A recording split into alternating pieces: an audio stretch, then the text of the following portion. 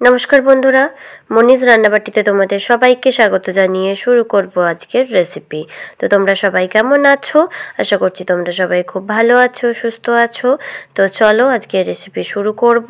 আজকে করব রাঙা আলুর পান্তুয়া বা গোলাপ জামুন। রাঙা আলুও বলতে পারো, শাকারকান্দও বলতে পারো, বা সুইট পটেটোও তোমরা বলতে পারো।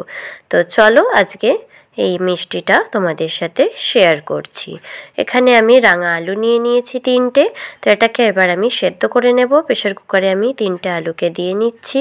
দিয়ে এখানে আমি বেশ খানিকটা 2 মগ মতো জল দিয়ে দেবো, যাতে এটা ডোবা ডোবা থাকে। তাহলে এটা সেদ্ধ করাটা ভালো হবে এটা ডুবে থাকলে। তো এটা ডোবা ডোবা মতো জল দিয়ে এটাকে আমরা সেদ্ধ করে নেব। আমরা এখানে 2টো মতো সিটি মারলেই এটা রেডি হয়ে যাবে।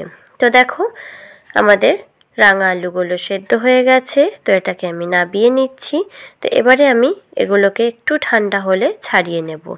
তো ততক্ষণ একটু ঠান্ডা হোক, আমরা একটা মশলা বা গুঁড়ো তৈরি করে নিই।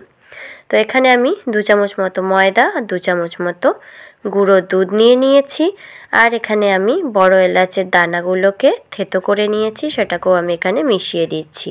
তো ভালো করে এটাকে আমরা মিশিয়ে নেব। মিশিয়ে দিয়ে এটাকে আমরা ভালো করে মিশিয়ে সাইডে রেখে দেব। এটা আমাদের পরে বাইন্ডিংয়ের জন্যে কাজে লাগবে। তো এবারে আমি দেখো রাঙা আলুগুলো হালকা ঠান্ডা হয়ে গেছে। তো এবারে আমি রাঙা আলুকে সবগুলোকে আমি ভালো করে আস্তে আস্তে করে ছাড়িয়ে নেব। তো দেখতেই পাচ্ছ রাঙা আলুর কালারগুলো কতটা সুন্দর, ইয়েলো টাইপের। তো এইরকম রাঙা আলু পেলে এই ইয়েলো টাইপের রাঙা আলু দিয়ে করো, মিষ্টিটা খুব ভালো হবে খেতে, খুব টেস্টিও হবে। রাঙা আলু যতটা ভালো হবে মিষ্টির টেস্টও ততটা ভালো হবে। তো এইভাবে আমি সব রাঙা আলুগুলোকে ছাড়িয়ে নিচ্ছি। তো আমাদের সব রাঙা আলুগুলো ছাড়ানো হয়ে গেছে। এবারে আমরা এই গ্রেটারের সাহায্যে এটাকে গ্রেট করে নেব। এটা হাত দিয়ে চটকাবে না, হাত দিয়ে চটকালে কোথাও কোথাও এর দানা বা গোটা রয়ে যায়। তো সেই জন্যে এটা ভাজার সময় এটা ফেটে যেতে পারে, বা খাওয়ার সময় আমাদের ভালো লাগে না। তো সেই জন্যে আমি এইভাবে সব রাঙা আলুগুলোকে আমি গ্রেট করে নেব। তো দেখো রাঙা আলুগুলো আমাদের গ্রেট করা হয়ে গেছে। তো এবারে আমি হাত দিয়ে আবারও ভালো করে মিশিয়ে নেব বা মেখে নেব, তো যাতে এর মধ্যে কোনো একটাও দানা না রয়ে যায়। তো সেই জন্যে আমি হাত দিয়ে আবারও ভালো করে চটকে মেখে নিচ্ছি। তো দেখো এটা আমাদের মাখা হয়ে গেছে। এবারে যে গুঁড়োটা তৈরি করে রেখেছিলাম সেটাকে আমরা 2 চামচ করে মিশিয়ে ইউজ করব। একসাথে পুরোটা ইউজ করব না, যতটা লাগবে ততটাই আমরা এখানে ইউজ করব। তো আমি প্রথমে 2 চামচ দিয়ে এটাকে ভালো করে মেখে নিচ্ছি। তো এটা মাখতে মাখতে আমরা আরও 2 চামচ দিয়ে দিলাম। এটার বাইন্ডিংটা এখনও ভালো হয়নি, আর একটু শক্ত হবে।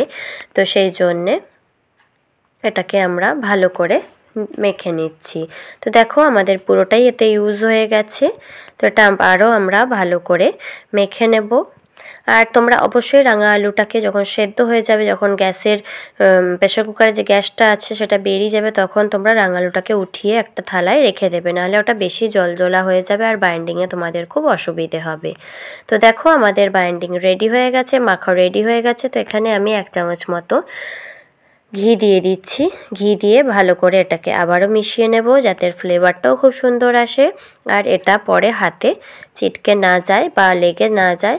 তো সেই জন্য এটাকে আবারও আমরা ভালো করে মেখে নিচ্ছি। তো এবারে আমি হাতে ঘি মাখিয়ে নিচ্ছি, যাতে এটা আমাদের গোল করতে সুবিধে হয়। তো দেখো এইভাবে করে একটু একটু করে নিয়ে আমরা এটাকে ভালো করে সুন্দর করে গোল গোল করে তৈরি করে নেব। তোমরা তোমাদের ইচ্ছে মতো শেপ দিয়ে নেবে। তো এখানে আমি গোলও করে নেব, আবার একটা তোমার ল্যাংচা টাইপেরও আমি গড়ে নেব।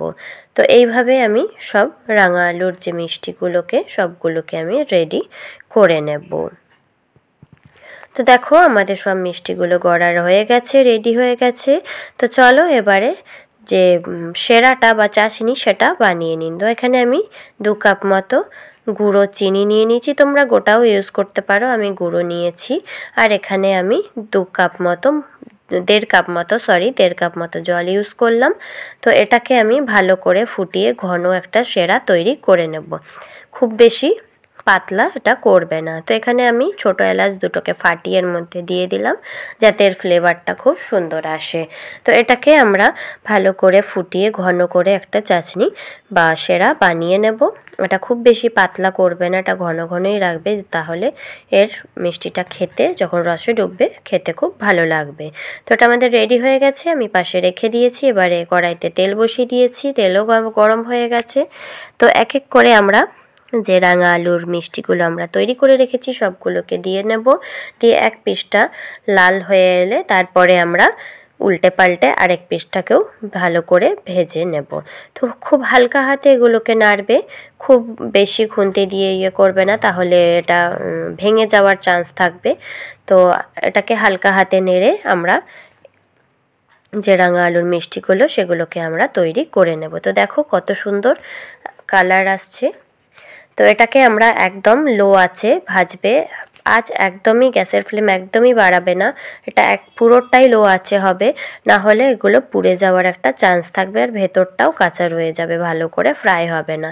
তো দেখো দেখতেই পাচ্ছ আমাদের মিষ্টিগুলো পুরো রেডি হয়ে গেছে, কত সুন্দর ভাজা হয়েছে লাল লাল করে।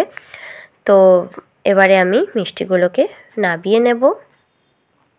তো আমাদের মিষ্টিগুলো হয়ে গেছে ভাজা, এবারে আমি মিষ্টিগুলোকে নাবিয়ে নিচ্ছি। তো দেখো দেখতে পাচ্ছ কতটা সুন্দর কালার এসছে। তো একদম লো আঁচে ভাজলে বন্ধুরা এরমই কালার আসবে আর মিষ্টিগুলো ফেটে যাবে না। তো এবারে আমি চাটনিটার মধ্যে বা সেরাটার মধ্যে এটা দিয়ে দিচ্ছি। সেরাটা যাতে গরম থাকে, সেরাটা ঠান্ডা হলে মিষ্টিগুলোর মধ্যে রস ঢুকবে না। তো সেরাটা গরম থাকতে থাকতেই আমরা সব মিষ্টিগুলোকে দিয়ে নেব। তো একইভাবে আমরা সব মিষ্টিগুলোকে ভেজে নিচ্ছি। তো দেখো আমাদের মিষ্টিগুলো কত সুন্দরভাবে লাল লাল করে ভাজা হচ্ছে, একদম লো আঁচে করে আমি সব মিষ্টিগুলোকে ভেজে রেডি করে নিচ্ছি। তো আমাদের সব মিষ্টিগুলো ভাজা হয়ে গেছে, এবারে আমি সবগুলোকে নাবিয়ে ওই সেরার মধ্যে দিয়ে দেব। তো দেখো আমি সেরাটা ঢেকে রেখেছি। তো দেখো সেরাটা গরমই আছে এখনও। তো আবারও আমি যে মিষ্টিগুলো ভাজলাম সেগুলোকে এর মধ্যে দিয়ে দিচ্ছি। তো এটা দেওয়া হয়ে গেলে এবারে আমরা এটাকে ঢেকে প্রায় 2 থেকে 3 ঘন্টা মতো রেখে দেবো, যাতে এর ভেতরে ভালো মতো রস ঢুকে যায়। তো দেখো 2-3 ঘন্টা পর আমি চলে এসেছি। তো দেখতেই পাচ্ছ মিষ্টিগুলো ফুলে কতটা বড় হয়ে গেছে, মিষ্টিগুলোর মধ্যে কতটা রস ভরে একদম পুরো টইটুম্বুর হয়ে গেছে রসে। তো এবারে আমি তোমাদেরকে মিষ্টিটা সার্ভ করে দেখাবো। তো দেখো দেখতেই পাচ্ছ আমাদের গোলাপ জামুন রেডি হয়ে গেছে, রাঙা আলুর গোলাপ জামুন বা পান্তুয়া। তো তোমরা অবশ্যই ঘরে একবার হলেও ট্রাই করো, আশা করি তোমাদের রেসিপিটা ভালো লাগবে। তো এবারে আমি রেসিপিটাকে কেটে দেখাবো মিষ্টিটাকে কতটা সুন্দর হয়েছে। তো দেখো কতটা নরম, কতটা তুলতুলে, কতটা রসে ভরে গেছে। তো রেসিপিটা যদি তোমাদের ভালো লেগে থাকে তাহলে অবশ্যই like, share, comment and subscribe করে অবশ্যই আমার পাশে থেকো। আর পাশে থাকা বেল আইকনটা অবশ্যই প্রেস করে দিও, যাতে সবার আগে নোটিফিকেশন তোমাদের কাছে পৌঁছে যায়।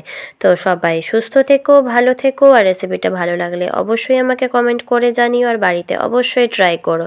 তো চলো দেখা হচ্ছে পরের দিন, টাটা।